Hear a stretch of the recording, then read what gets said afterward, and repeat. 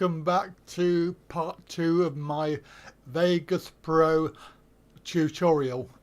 Carrying on from where we left off last time, we created a little video with lots of different things, lots of elements. There's some text, there's some overlay, there's a still image. Now hopefully what we're going to do is carry on from where we left off last time, and we're going to look at some video effects and transitions today. If you click on the project media tab, you'll see that there is a media bin. I've not really worked out the relevance of all of this because you have your files anyway, but these are stored in a special place, and at the moment you can see that we've got these different elements in our video. And as it grows and grows, these are actually flat with stuff, and everything you add, even if you delete it later, remains here. Now if you do find that you have a lot of files and you have removed something, you can actually get it to sort of clear out any old stuff. It's on the tools menu, and down the bottom, clean project media, and this will actually remove any items that are not being used in your video. So the media bins, we have things like you can allocate stills, some video, and the audio. So these are all different elements of your video. So the transition section of it, we haven't done a transition. What last time we did was the green screen, which was the chroma key here, which we selected green screen because of this particular element, which is a free element from the internet called crude animations, which they offer free sort of interesting stuff really. I'm going to change that to hello. So click on the text button and type in hello. It's actually too big. You can see it overlaps the banner, so we'll make it a bit smaller, and it will disappear behind the banner. Now with the text element, you can actually change all of this, which is quite interesting. We didn't do last time. We just left it as default for the text, and this was it's a font. There's many fonts depending on how many you have installed on your computer, and it is a visual thing, so as you change it, it changes on the screen. You can see that there are loads. I've got loads of fonts. Okay, so we'll have what should we have? Should we have I don't know, something nice. There you go. Let's have that one. A year's supply of fairy cakes. I've no idea. So you can change the elements of the font, so bold, italic, and the alignment and the size, and then you can go on to the placement, so you can adjust where it's put on the screen, and you just drag it using the mouse. The properties, you can change the colour, and the background colour is transparent at the moment, so you could make it a different colour. You can change all of these. So there we go. That is the word hello, and let's just have a little look at the item. We'll play it from here. Hello. There we go. So that's the effect for text. Now what we need to do is really put in some other video, really, to be honest with you. I tell you what we'll do, we'll go back to where we were, and we'll put this is a short animation. So if we drag that down, if when you're dragging something down and there aren't enough things here, what they call tracks. Shall I try that again? So if there aren't enough tracks available for your particular item that you're dragging down, it will create it for you. So it will insert tracks as appropriate. That can be a bit annoying, especially if you misdrag. Now this particular video doesn't have any sound, so you can actually probably just delete that, but you can't just click delete, because what will happen is you would lose the whole lot, because the audio is attached to the video, which is a good thing, because then when you move the video, the audio will move with it. However, in this case, what we want to do is click on the audio and then press U, which is ungroup. You can of course do this on the menu. You can do a group and grouping down on the edit menu, and then group, and then you can group them together. You obviously need to have more than one item selected. So if we go to here, we can select the audio and the video. So for now, we're just going to highlight the audio and then click delete, and that removes the audio from the video. So if you don't want to use it, then that's okay. There is another way that you can insert audio and video separately, and you can use this editor over here. If you drag it over, you can actually, play it, and it will play. Okay. But if you want to insert into your video, you can obviously then highlight just a section of it there, so that bit, and if you then click the arrow, it will add to the timeline, which is the area down the bottom there with your tracks. But at the moment it will add the video and the audio. Now if you don't want that, if you just want the video, then you can select it, and you can select video only, and obviously the tab key will do the same thing. So now if I insert that, it will appear in my track here, and it will be just that section, which is quite useful if you have a long video. But the editor itself here is not that brilliant. It would be quicker just to put it into your video, find the beginning of it, let's say about there, and then click S for split.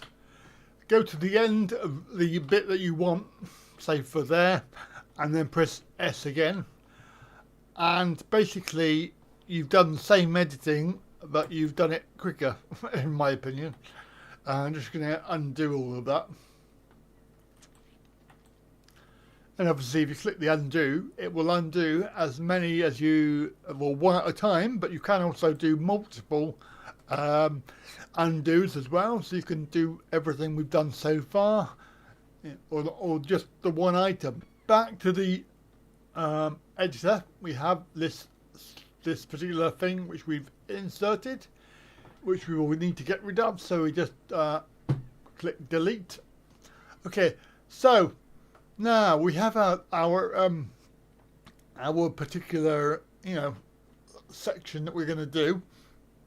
If we decide that we want to do a transition, so what we'll do is go to the end of it when we've got the word blog, and we'll find the last letter as it goes to the hand disappears, and I'm using the arrow keys here.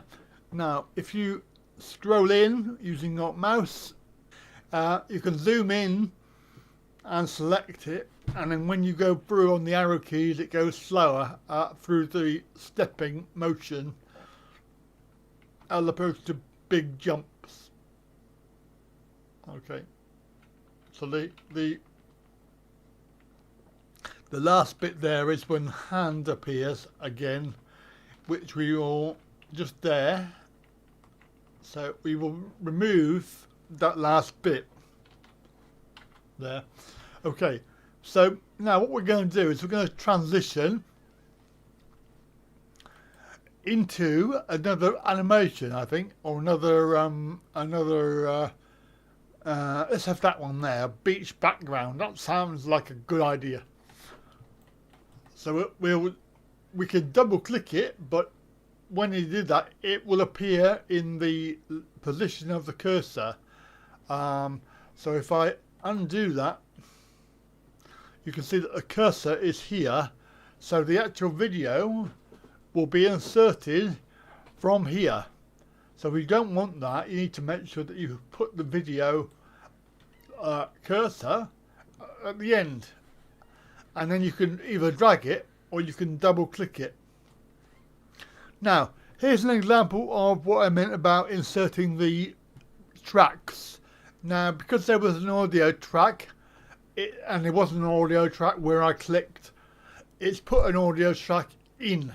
Now unfortunately that probably isn't where you want it. It's actually put it right in the middle. If I zoom out, right above all of the video, we've got an audio track, whereas the audio tracks in normal circumstances are down the bottom.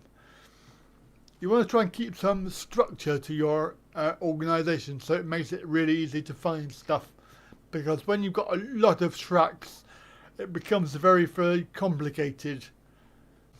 And hopefully this time it will put it in the right spot, which is our animation.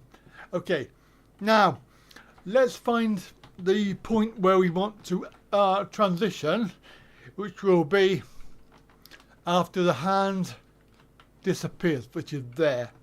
Okay, so split that, delete the remaining part, and then we'll drag this animation over so that we have two parts linked together. And you can see that if you zoom in the two parts there, if we click on one part, we're going to use a transition, and I think that probably if you do decide to use a transition, then pick out a select number. Try to avoid using too many transitions, because it does get very, very, horrible. It's very, very cheap. It just shows that you've got some transitions available and you've used it all without any thought. So I tend to use just a couple, and I use this one, the cross effect. I use a fly in, fly out, and I use a shuffle, and I occasionally use a flash for camera, camera action like photographs. I will use this particular one, which is quite nice, is a sort of a wiggle. I use a zoom, so zooming in, and I use the split, the spiral slide, and occasionally I'll use the swap.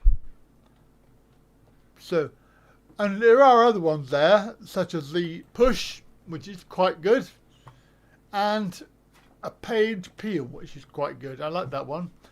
But if you're making a video, then don't use too many in one video. No!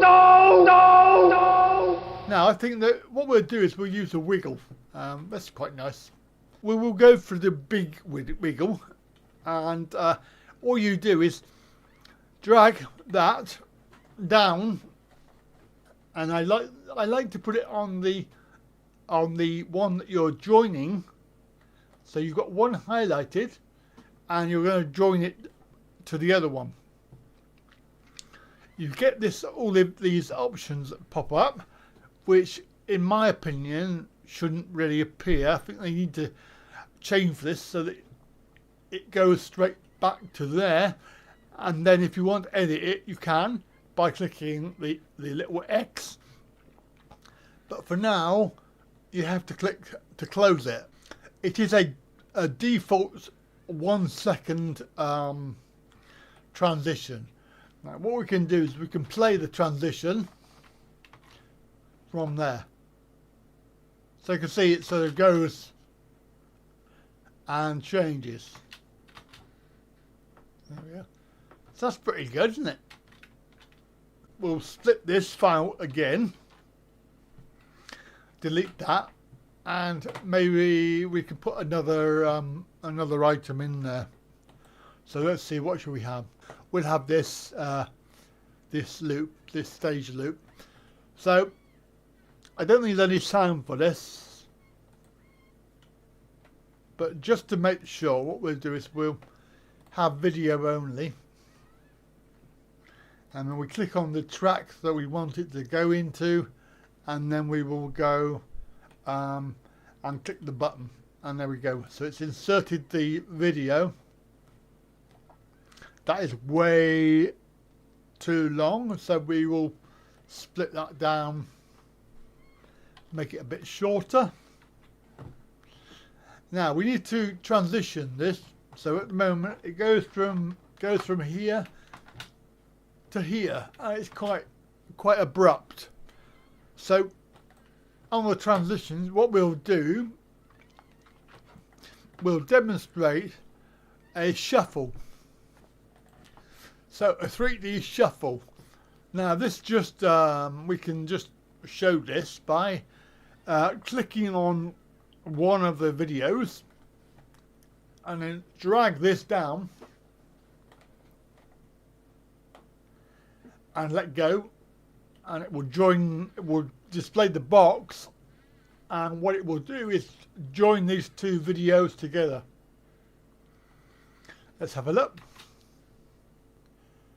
So it switches the videos in a shuffle.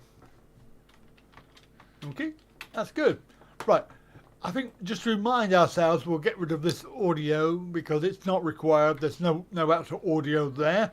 So remember, you have to click the U to separate it, and then click delete to delete the audio. That's it. We can put our own audio in there anyway. So from the top, let's have a little review. This is what it's looking like so far. Fade out, and then blog. We have the letters.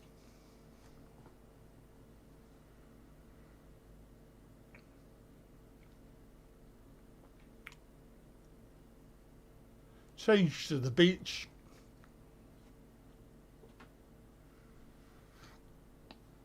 And then finally we switch to disco lights. Good. Right, one last thing then. So this is we can overlay some text onto our disco fever. Let's put some white text.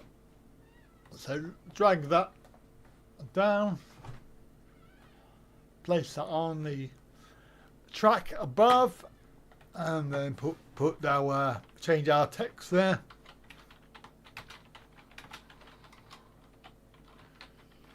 Thank you for watching, and let's have a look what that looks like. There we go. Brilliant. Okay, so the last part there, and thank you for watching. Now if that becomes like we look at that and we think, boom, that text that just appears from nowhere, there is a little thing that you can do to make it fade in, and especially another way of transitioning. So we go to the corner and it will change shape, and you'll see that it's a sort of a triangle, sort of a partly triangle. If you click and hold and then drag it out, it will do a fade down. So that's going to fade in, and it's around about 1 second 0.8. And then if we do the same at the end, go to the end, it's about 1718. Okay, so at the end it will fade out. Good, brilliant. Well, there we go. I think that's probably enough for today. Keep practicing and come back soon. Thank you for watching, and do come back again for part 3.